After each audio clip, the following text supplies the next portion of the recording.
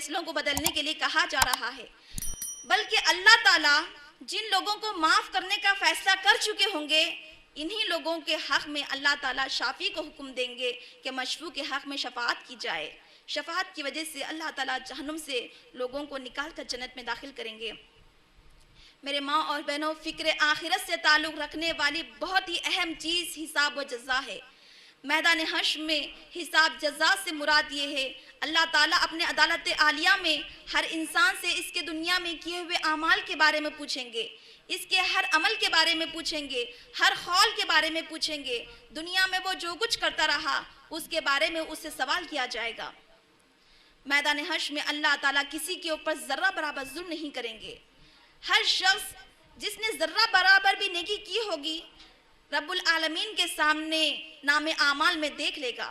جس نے اس دنیا میں رائے دانے برابر بھی برائی کی ہوگی رب العالمین کے سامنے دیکھ لے گا۔ انصاف کا یہ عالم ہوگا کہ ظالم کو، مظلوم کو ظالم کی طرف سے پورا فیصلہ لے کر دے دیا جائے گا۔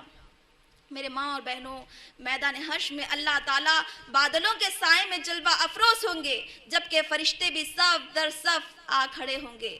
اللہ تعالیٰ کے سامنے تمام لوگ حساب کتاب کے لیے صف بستہ حالت میں اکٹھا کیے جائیں گے۔ اللہ تعالیٰ فرمائیں گا، میں نے آج کے دن ظلم کو حرام کر لیا ہے، کسی کے اوپر ذرہ برابر ظلم نہیں کیا جائے گا۔ ہر انسان اپنے کیے ہوئے نام اعمال کو اپنے آنکھوں سے دیکھ لے گا، کسی دوسرے انسان کے گناہ کا بوجھ کو دوسرا نہیں اٹھائے گا۔ انصاف کا یہ عالم ہوگا، اگر دنیا میں کسی شخص نے کسی شخص کو ناحق ایک تھپڑ بھی مارا ہوگا میدان حشر میں اس کا بدلہ دلا دیا جائے گا۔ انصاف کا یہ عالم ہوگا کہ جانوروں کو بھی قصاص دلوا دیا جائے گا۔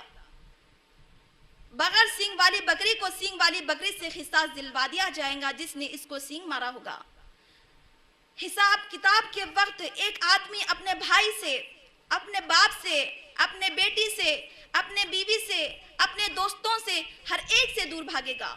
اس دن ہر ایک کو ایسی فکر دامنگیر ہوگی جو اسی کے لیے کافی ہوگی۔ ریاکار مجاہد لوگوں کو، ریاکار سخی لوگوں کو، ریاکار عالم لوگوں کو، ریاکار دائی لوگوں کو اللہ تعالیٰ سخت عذابوں میں دوچار کر دیں گے۔ سب سے پہلے نبی محمد رسول اللہ صلی اللہ علیہ وسلم کی امت کا فیصلہ کیا جائے گا۔ بعض لوگوں کے گناہوں کو نیکیاں بنا دیا جائے گا، بعض لوگوں کے گناہوں کو معاف کر دیا جائے گا۔ نبی صلی اللہ علیہ وسلم کے 70,000 افراد کو اللہ تعالیٰ بغیر حساب کتاب کے جنت میں داخل کریں گے۔ میری ماں اور بہنوں، حساب کتاب کے وقت کوئی بھی انسان ایک دوسرے کی طرف دیکھ نہیں سکے گا۔ انصاف کا یہ عالم ہوگا کہ کسی کے اوپر ذرہ برابر بھی ظلم نہیں ہوگا۔ پچھلے انبیاء علیہ السلام کی گواہی نبی صلی اللہ علیہ وسلم دیں گے کہ انہوں نے پیغام الہی کا حق اپنے بندوں تک پہنچا دیا تھا۔ سورہ نساء، سورہ نمبر 4 آیت نمبر 41۔ فَكَيْفَ إِذَا جِئْنَا مِنْ كُلِّ أُمَّةٍ بِشَهِيدٍ وَجِئْنَا بِكَ عَلَى هَؤُلَاءِ شَهِيدًا۔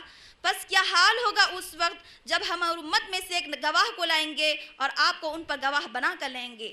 نبی محمد صلی اللہ علیہ وسلم کی امت یعنی ہم گواہی دیں گے کہ پچھلے انبیاء علیہ السلام نے اپنی قوم تک تبلیغ و دعوت کا احکام پہنچا دیا تھا۔ ان کے اوپر جو ذمہ داری دی گئی تھی وہ ذمہ داری کا حق انہوں نے ادا کر دیا تھا، یہاں تک کہ فرشتے بھی گواہی دیں گے۔ اللہ تعالیٰ ارشاد فرماتے ہیں سورہ خوف، سورہ نمبر 50 آیت نمبر 21۔ وَجَاءَتْ كُلُّ نَفْسٍ مَّعَهَا سَائِقٌ وَشَهِيدٌ۔ اس دن ہر شخص آئے گا، اس کے ساتھ ایک ہانکنے والا ہوگا اور ایک گواہی دینے والا ہوگا۔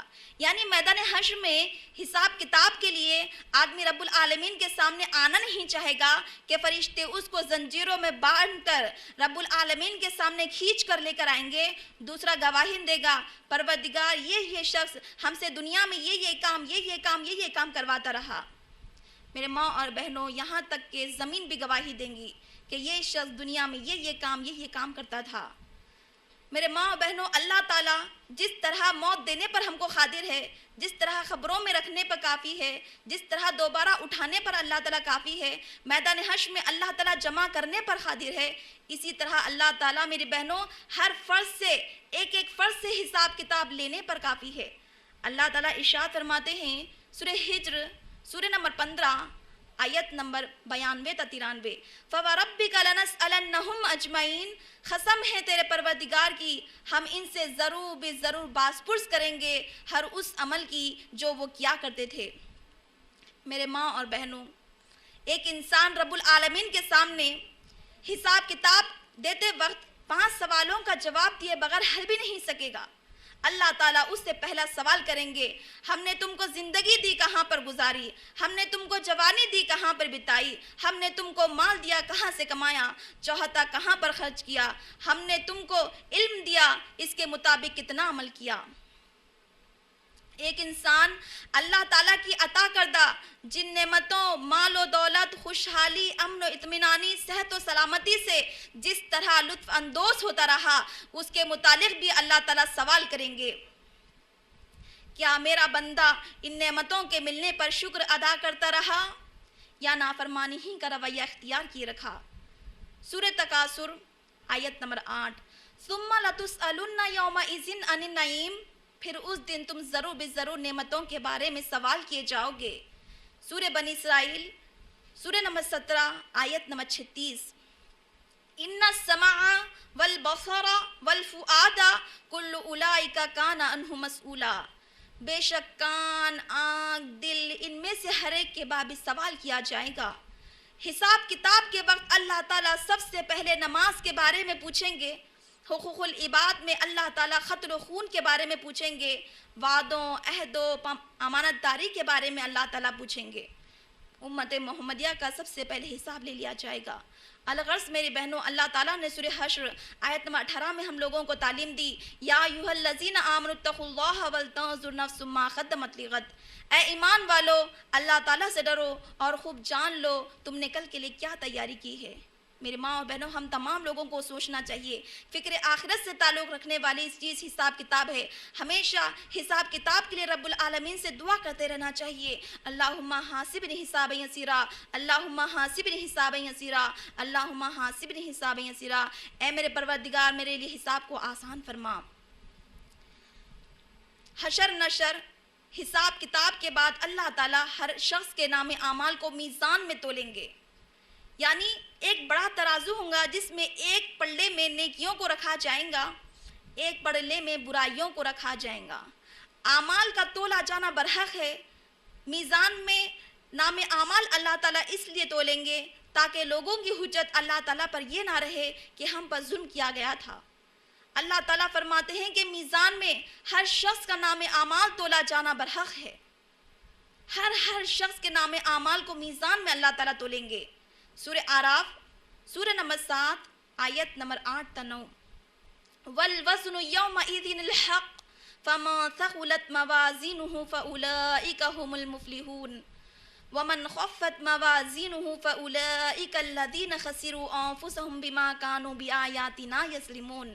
اعمال کا تولا جانا برحق ہے، پر جس شخص کے نیکیوں کا پڑلا بھاری ہو گیا بس وہ کامیاب ہو گیا، جس کے اعمال کا پڑلا ہلکا ہو گیا وہ تو خسارہ پانے والوں میں سے ہو گیا۔